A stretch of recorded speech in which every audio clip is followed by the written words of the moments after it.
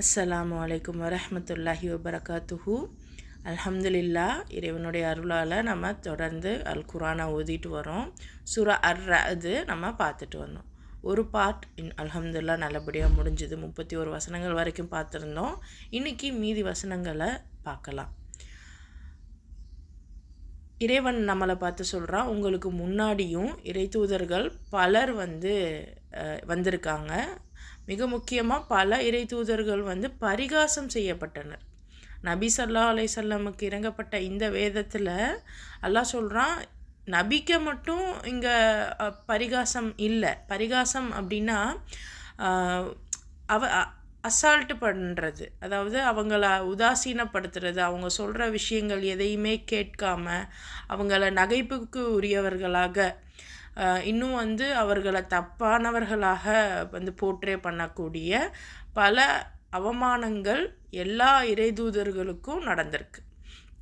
அதை இறைவன் இங்கே சுட்டி காமிக்கிறான். இறை தூதர்களுக்கே அப்படின்னா அப்போ நீங்களும் நானும் எவ்வளோ.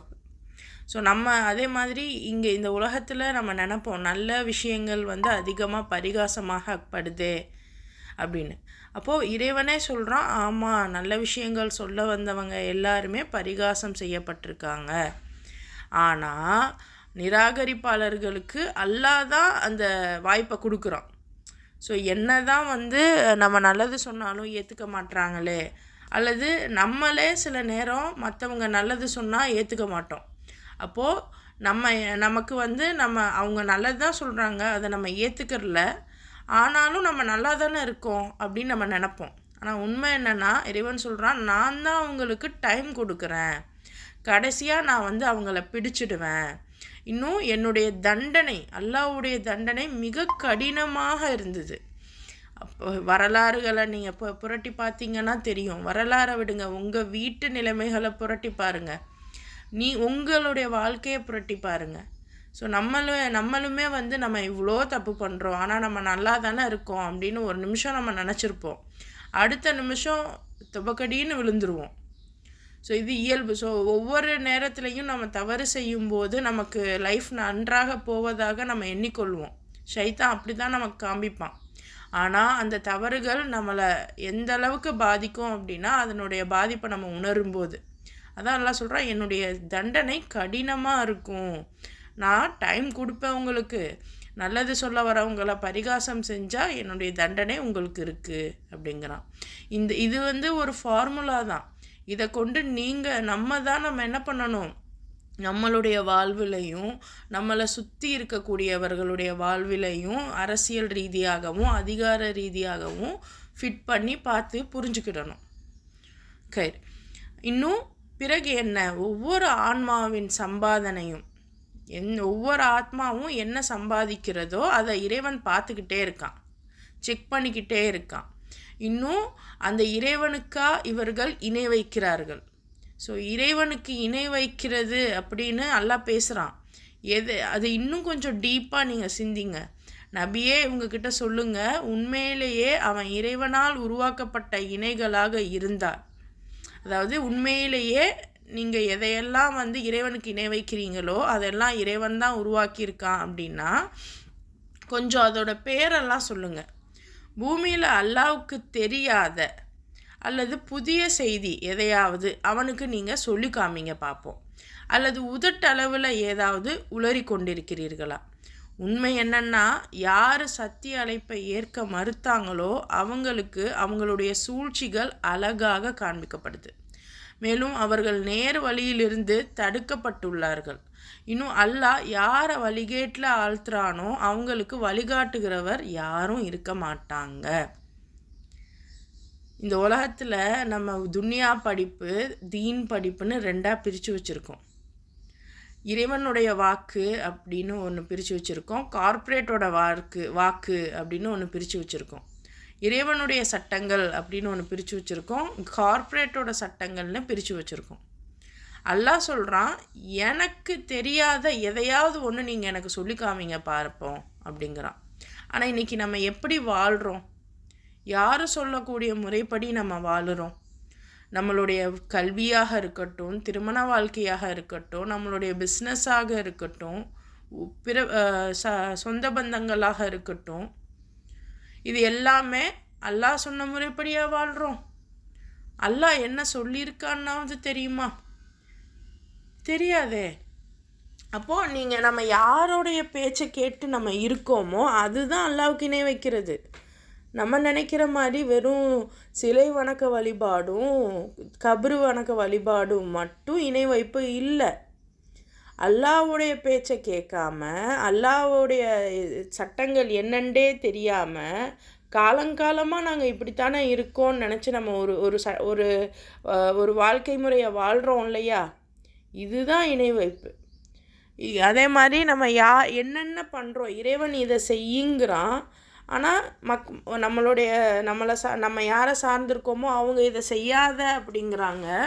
நம்ம செய்யாதன்னு சொல்லிட்டாங்கன்ட்டு அவங்களுடைய பேச்சை கேட்கக்கூடியவராக இருக்கிறோம் இல்லையா? ஸோ இதைத்தான் எல்லாம் சொல்கிறான், எனக்கு தெரியாத எதையாவது நீங்கள் காமிங்க பார்ப்போம். நம்ம என்ன நினைக்கிறோம், டெக்னாலஜி, இன்னும் இந்த ஹியூமன் ரிசோர்ஸு, இந்த ஏஐ, இதெல்லாம் இன்னும் அந்த பாம் பிளாஸ்ட்டு, இப்படி எல்லாமே நமக்கு தெரியாததுன்னு நினைக்கிறோம். அல்லாஹ்வுக்கு தெரியாதது. இது இஸ்லாத்துக்கு இதுக்கு சம்மந்தமே இல்லை. பாம் பிளாஸ்ட்டுங்கிறது நான் தீவிரவாத விஷயத்தை பேசலை. இங்கே எவ்வளோ வெப்பனைஸ்டு, இன்றைக்கி யார் நியூக்ளியர் வெப்பன் வச்சுருக்காங்களோ அவங்க தான் இன்றைக்கி கெத்து. அந்த மாதிரியான அதாவது அந்த கண்ட்ரி தான் இன்றைக்கி டாப். ஸோ இன்றைக்கி அந்த நியூக்ளியர் வெப்பன்ஸ் எத்தனை வச்சுருக்காங்கங்கிறத வச்சு தான் கண்ட்ரியுடைய தகுதி தராதரம் இருக்குது. ஸோ இந்த மாதிரி இது எல்லாம் இறைவனுக்கு தெரியாததுன்னு நம்ம நினச்சிக்கிட்டு இருக்கோம். ஆனால் இது எல்லாமே அவனுடைய வளங்கள் தான். நம்ம தவறாக பயன்படுத்திக்கிட்டு இருக்கோம். நம்மளுடைய கல்வி முறை எடுத்துக்கோங்க. நம்ம என்ன படிச்சுக்கிட்டு இருக்கோம், என்ன படிச்சுக்கிட்டு இருக்கோம்? அல்லாஹ் இதைத்தான் படிக்க சொன்னானா? இதைத்தான் மனனம் பண்ண சொன்னானா? அல்லாஹ் சிந்திக்க சொல்கிறான். நம்ம கல்வி முறை எதுவுமே சிந்திக்கிற மாதிரி இல்லையே. நீ மனப்பாடம் பண்ணு, சூறாவை மனப்பாடம் பண்ணு, இங்கிட்டு ஸ்கூலுக்கு போனால் ஏபிசிடியை மனப்பாடம் பண்ணு, பாட்டுகளை மனப்பாடம் பண்ணு, அதாவது அந்த போயம். ஸோ இது எதுவுமே இறைவன் சொன்ன வழி இல்லை. அப்போ அல்லாஹ் சொல்கிறான், எனக்கு அதாவது இறைவன் வழிகேட்டில் ஆழ்த்தணும்னு நினச்சிட்டா வழிகாட்டக்கூடியவங்க யாரும் இருக்க மாட்டாங்க. இப்போ இத்தகையவர்கள் உலக வாழ்க்கையிலேயே வேதனை உண்டு, மேலும் மறுமையின் வேதனை இதை விட கடுமையாக இருக்கும். அவர்களை அல்லாஹ்கிட்டேருந்து காப்பாற்றுபவங்க யாரும் இருக்க மாட்டாங்க. யார்? அல்லாஹ்வை நிராகரிக்கிறவங்க, அல்லாஹ்வுக்கு இணை வைக்கிறவங்க. மிக முக்கியமாக நம்ம யார் அல்லாஹ்வுக்கு இணை வைக்கிறோம் தெரியுமா? அல்லாஹ்வே இல்லைன்னு சொல்லி அல்லாஹ்வை நிராகரிக்கிறவங்களை நாம் அல்லாஹ்வா ஏற்றுக்கிறோம். கொஞ்சம் இது ஏற்றுக்கிற கஷ்டமாக இருந்தாலும் உண்மை அதுதான். என்னென்னா, இன்றைக்கி அதிகமான முஸ்லீம்கள் நம்ம தமிழ்நாட்டிலையே யாருக்கு அதிகமாக சப்போர்ட் பண்ணுறாங்க? எந்த அரசியல் கட்சிக்கு சப்போர்ட் பண்ணுறாங்க? அந்த அரசியல் கட்சி என்ன சொல்லுது? இறைவனே இல்லைங்குது. யார் ஒருத்தவங்களை நிராகரிப்பாங்க அப்படின்னா அந்த இடத்துல அவங்கள ஏற்றுக்க மாட்டோம், எங்கள் இஷ்டத்துக்கு தான் நாங்கள் இருப்போம்.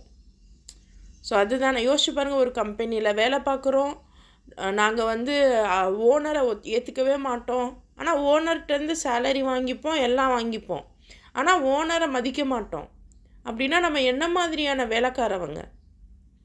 ஸோ இந்த மாதிரியான ஒரு போக்கை நம்ம ஏற்றுட்ருக்கோம். ஆனால் அந்த மாதிரி இறைவனை நிராகரிக்கிறவங்களை நம்ம இணை தெய்வங்களாக எடுத்துக்கிட்டதன் விளைவு இறைவன் இவ்வளோ கடுமையாக பேசுகிறான். நான் எப்போ என்னுடைய தண்டனை மிக கொடுமையானதாக இருக்கும், கவனமாக இருந்துக்கோங்க அப்படிங்கிறான். அப்போது நம்ம சிந்திக்கணும், நம்ம யார் பேச்சை கேட்குறோம், யாருடைய சொல்படி, யாருடைய சட்டத்திட்டங்கள் படி நம்மளுடைய வாழ்க்கை இருக்குது, இதெல்லாம் நம்ம கொஞ்சம் சிந்திக்கணும்.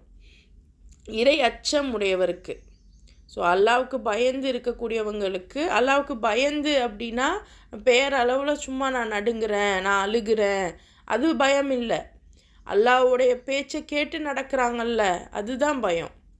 இப்போது நம்ம குழந்தை இருக்குது, நம்ம குழந்தை நம்ம எது சொன்னாலும் பயந்து அழுகுது, அது நமக்கு நன்மையா?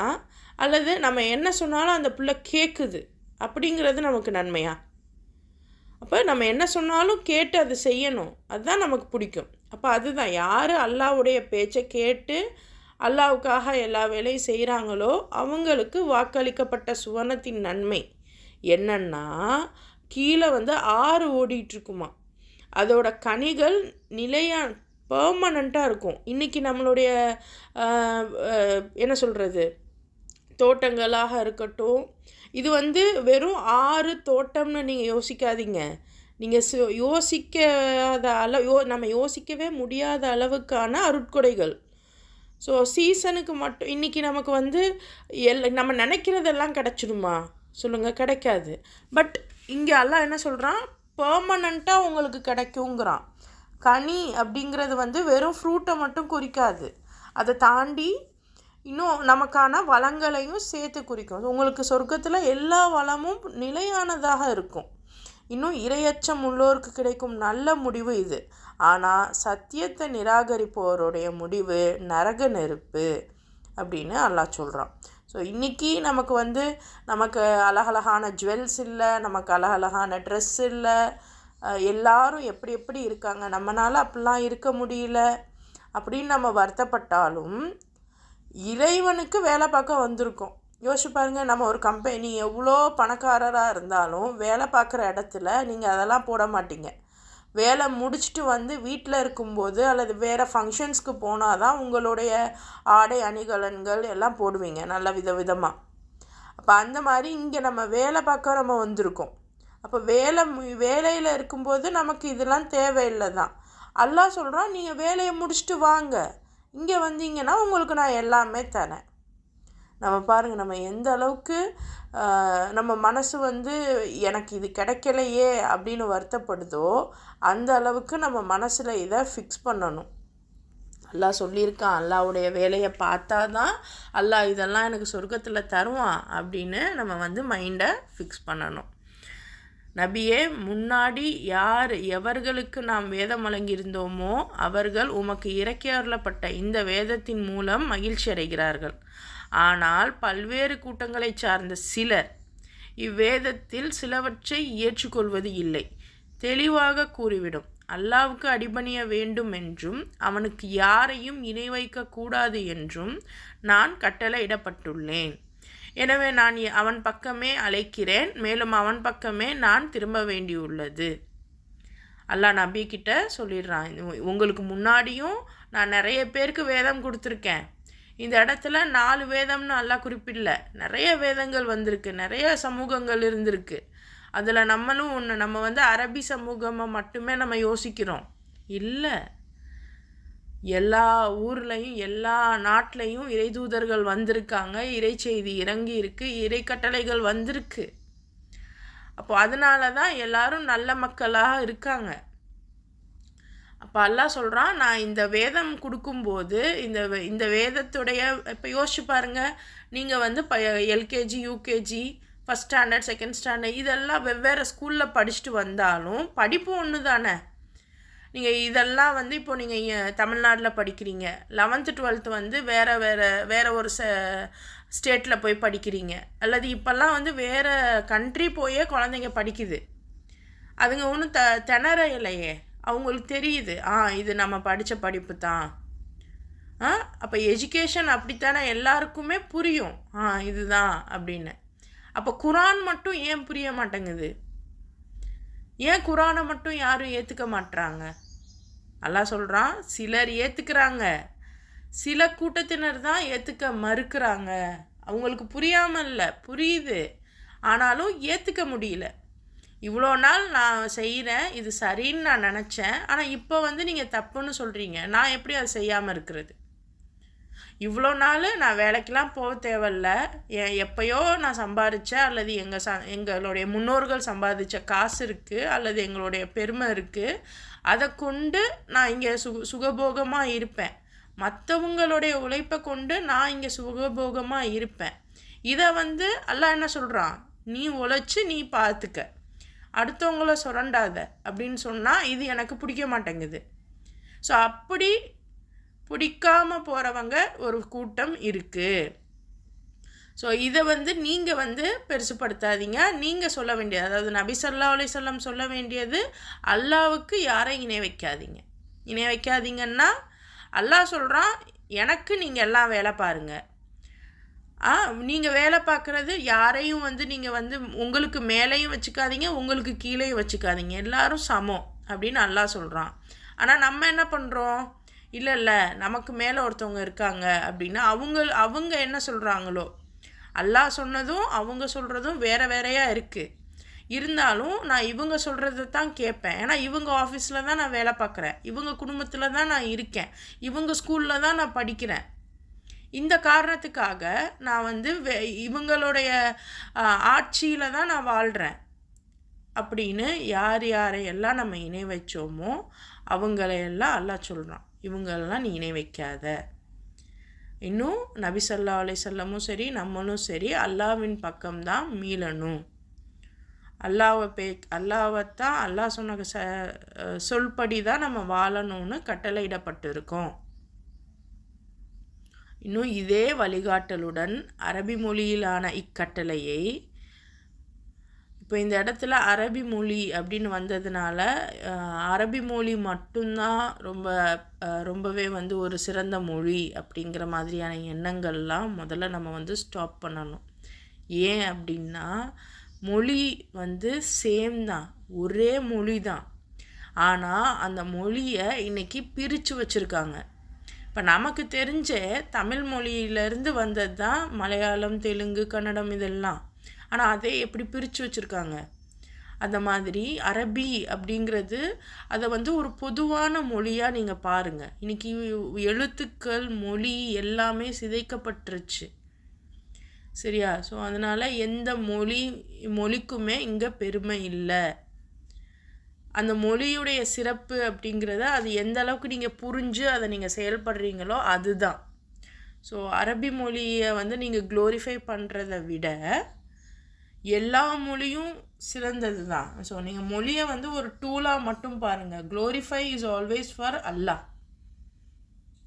ஸோ இவன் வந்து இந்த மொழி எல்லாருக்கும் பொதுவானதாக இருக்குது, அதை நம்ம முதல்ல புரிஞ்சுக்கிறணும்.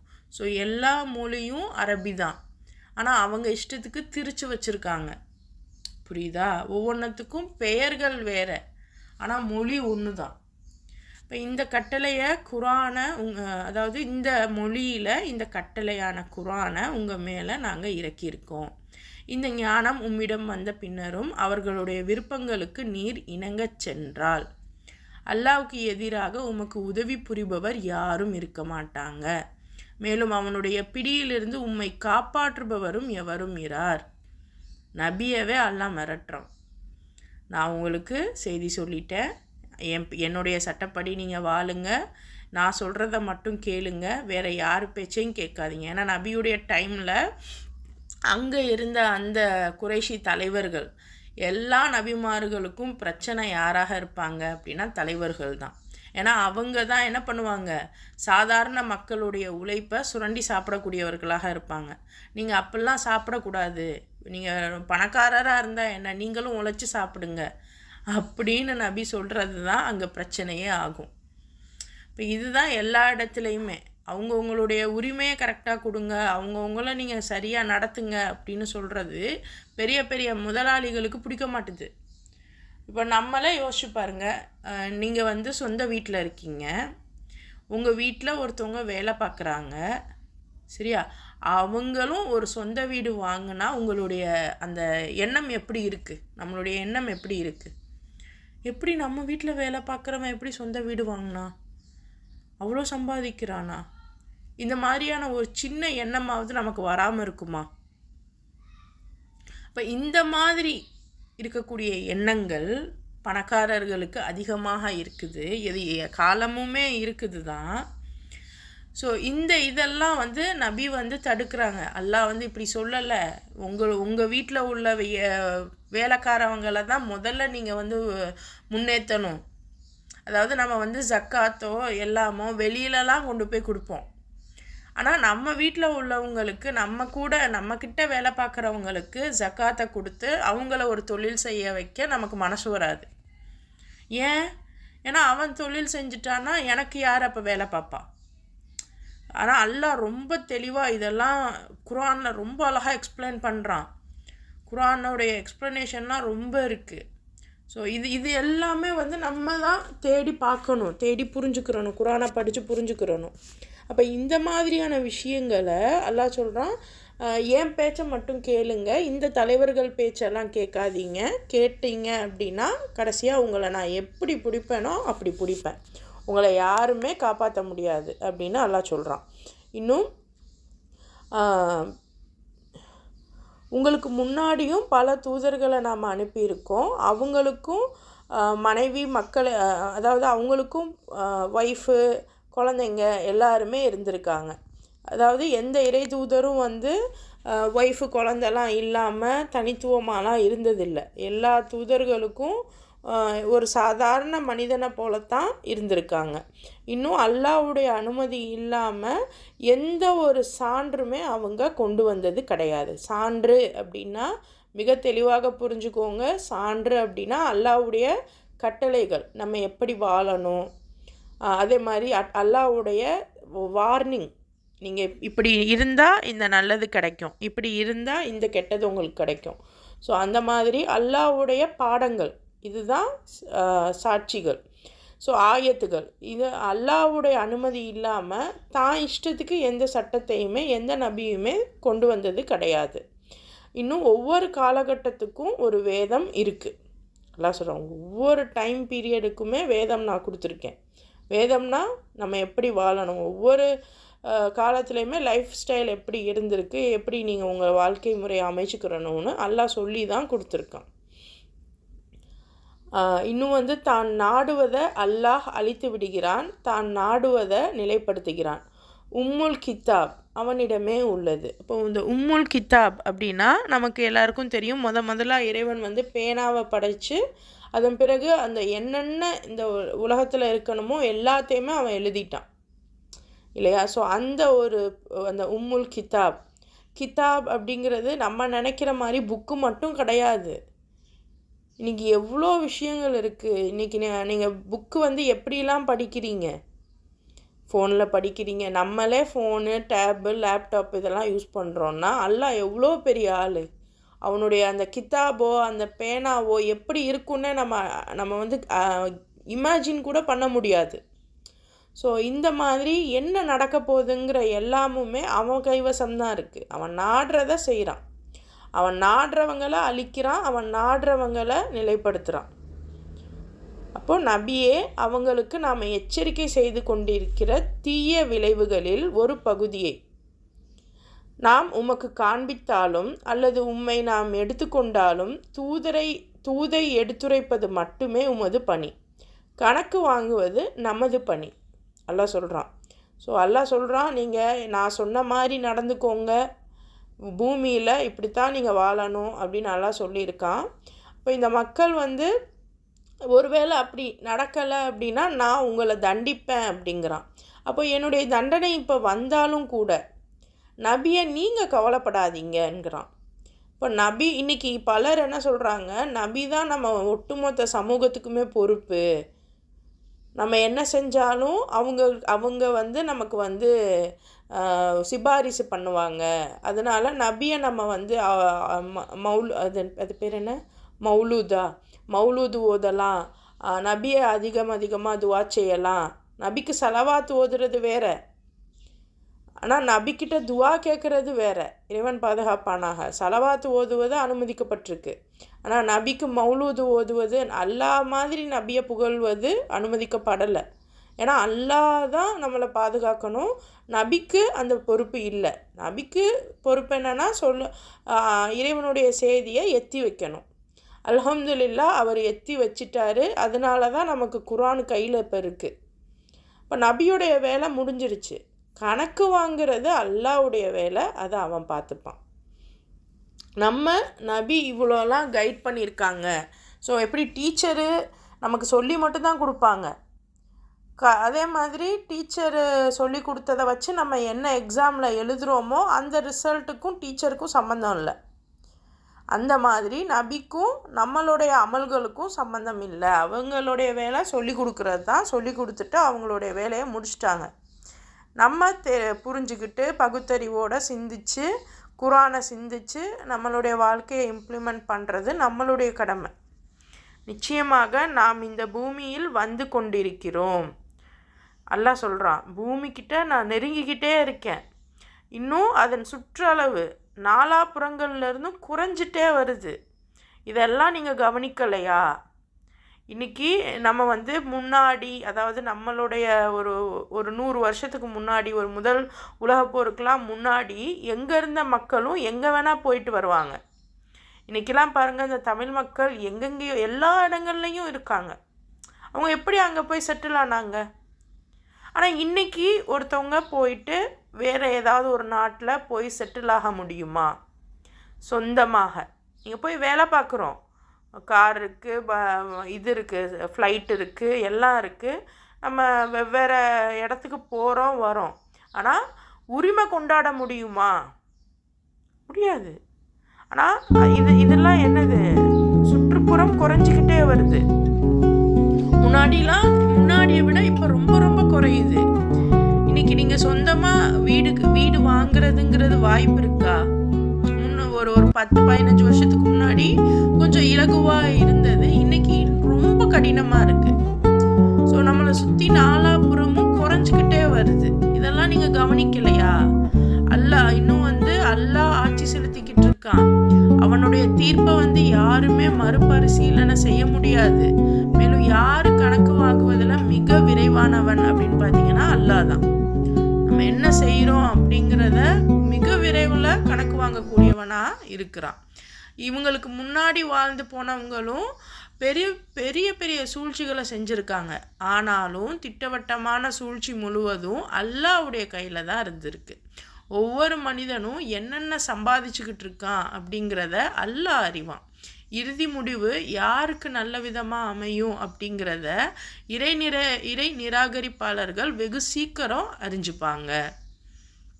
இப்போ இன்றைக்கி இறை நிராகரிப்பு அப்படிங்கிறது உங்கள் வீட்டிலேருந்து நீங்கள் பாருங்கள் யாருன்னு. வீட்டில் யார் இருக்கா, குடும்பத்தில் யார் இருக்கா, ஊரில் யார் இருக்கா, நாட்டில் யார் இருக்கா, உலகத்தில் யார் இருக்கா?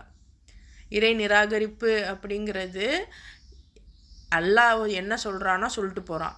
நான் என்ன சொல்கிறேனோ அதை மட்டும் நீ கேளு அப்படின்னு யாரெல்லாம் நம்ம நினைக்கிறோமோ அவங்க எல்லாரும் தான் இறை நிராகரிப்பாளர். அண்ட் யாரெல்லாம் அப்படி அவங்க சொல்கிறத கேட்குறோமோ அவங்க தான் இணை வைப்பாளர். அதை கவனமாக புரிஞ்சுக்கோங்க. லைஃப்பில் கொஞ்சம் நிதானமாக கவனிக்க ஆரம்பிங்க. நம்ம இறை நிராகரிப்பாளராக இருக்கோமா, இல்லை இறை மறுப்பாளராக இருக்கோமா, இல்லை இணை வைப்பாளராக இருக்கோமான்னு சிந்திச்சு பாருங்கள். நம்மளை முஸ்லீம்னு நம்ம நினச்சிக்கிட்டு இருக்கோம். இறைவன் பாதுகாப்பானாக. நம்ம தான் முஸ்லீமுக்கும் நமக்கும் சம்பந்தமே இல்லாத ஒரு வாழ்க்கை முறையை வாழ்ந்துக்கிட்டு இருக்கோம். இன்னும் பார்த்தீங்கன்னா நீங்கள் இறைவனால் அனுப்பப்பட்டவர் அல்ல அப்படின்னு இந்த இறை நிராகரிப்பாளர்கள் சொல்கிறாங்க. அன்னைக்கு நபிக்கும் நடந்துச்சு, இன்றைக்கும் நல்லது சொல்கிறவங்களை நம்ம அப்படித்தான் சொல்கிறோம். உங்களுக்கு ஒன்றும் தெரியாது போங்க அப்படின்னு. ஆனால் நீங்கள் சொல்லுங்கள், எனக்கும் உங்களுக்கும் இடையில் அல்லாஹ்வின் சாட்சியம் போதுமானது. நபிக்கு அல்லாஹ் சொல்கிறான். இது அன்னைக்கு நபிக்கு சொன்னாலும் இன்றைக்கி யார் இறைவனுக்காக வேலை செய்யக்கூடியவர்களாக எல்லாரையும் சரிசமமாக பார்க்கக்கூடியவராக இருக்கிறாங்களோ அவங்களுக்கு அல்லாஹ் இந்த வார்த்தையை சொல்கிறான். எனக்கும் உங்களுக்கும் இடையில் அல்லாஹ்வின் சாட்சியம் போதுமானது, மேலும் அவனுடைய வேதத்தின் அறிவை பெற்றிருப்பவர்களின் சாட்சியம் போதுமானது. இப்போது இந்த இடத்துல அல்லாஹ்வுக்கும் நபிக்கும் சாட்சியம் யார்? அல்லாஹ்வுடைய வேதத்துடைய அறிவு உள்ளவங்க சாட்சியாக இருக்கிறாங்க. இறைவன் இவ்வளோ பெரிய விஷயங்களை நமக்கு குறிப்பிட்டு சொல்கிறான். இறைவன் பாதுகாப்பானாக. அப்போது நம்மளுடைய லைஃப்பில் நம்ம எப்படி இருக்கணுங்கிறத சிந்திச்சு பார்த்துக்கிறோங்க. ஆரம்பத்தில் சிந்திக்கக்கூடியவர்களுக்கு இது ஒரு நல்லுரை அப்படின்னு சொல்லி ஆரம்பித்த இறைவன் முடிக்கும்போது இந்த விஷயங்கள் எல்லாத்துக்குமே சாட்சி வேதத்துடைய அறிவு உள்ளவங்க அப்படின்னு சொல்லி முடிக்கிறான். அப்போ வேதத்துடைய அறிவு அப்படிங்கிறது எனக்கு எல்லா விஷயமும் தெரியும், எனக்கு அது தெரியும், இது தெரியும், இது ஃபுல்லாக மனனமாக தெரியும் அப்படிங்கிறது அறிவு இல்லை. எனக்கு இவ்வளோ இன்ஃபர்மேஷன்ஸ் தெரியும் அப்படிங்கிறது அறிவு இல்லை. எது சரி எது தப்பு அப்படின்னு புரிஞ்சு அதை நான் இம்ப்ளிமெண்ட் பண்ணுறேன் பாருங்கள், அதுதான் உண்மையான அறிவு. நம்ம இப்போ டேட்டாவை சேகரிக்கிற வேலையில் தான் இருக்கோம். இன்னும் நமக்கு அறிவுலாம் வரல. நம்ம இப்போ தான் தெரிஞ்சுக்கவே ஆரம்பிக்கிறோம். இனி அதை நம்ம ப்ராசஸ் பண்ணி நம்ம வாழ்க்கையில் அப்ளை பண்ணுவோம் பாருங்கள். அப்ளை பண்ணும்போது தான் நமக்கு அறிவு வரும். அப்போ தான் வேதத்துடைய அறிவு பெற்றவர்கள் ஆகும். வேதத்தை தெரிஞ்சுக்கிட்டதுனாலையோ வேதத்தை மனனம் செஞ்சதுனாலையோ நமக்கு வேதத்துடைய அறிவு கிடைச்சிடாது. இறைவன் உங்களுக்கும் எனக்கும் வேதத்தை புரிந்து அதை அமல்படுத்தக்கூடிய பாக்கியத்தை தந்தருள்வானாக. இன்னும் அதை நம்ம அமல்படுத்தி அந்த வேதத்துடைய அறிவுடையவர்களாக சாட்சியம் சொல்லக்கூடியவர்களாக இறைவன் உங்களையும் என்னையும் ஆக்கி வைப்பானாக. அல்ஹம்துலில்லாஹ். இன்ஷா அல்லாஹ் நாளையிலேருந்து அடுத்த அத்தியாயம் நம்ம பார்க்கலாம். அடுத்த சூரா அன்-நஹ்ல் பார்ப்போம்னு நினைக்கிறேன். ஆமாம், இன்ஷா அல்லாஹ் நாளைக்கு சூரா அன்-நஹ்ல் பார்க்கலாம். கிளம்பிட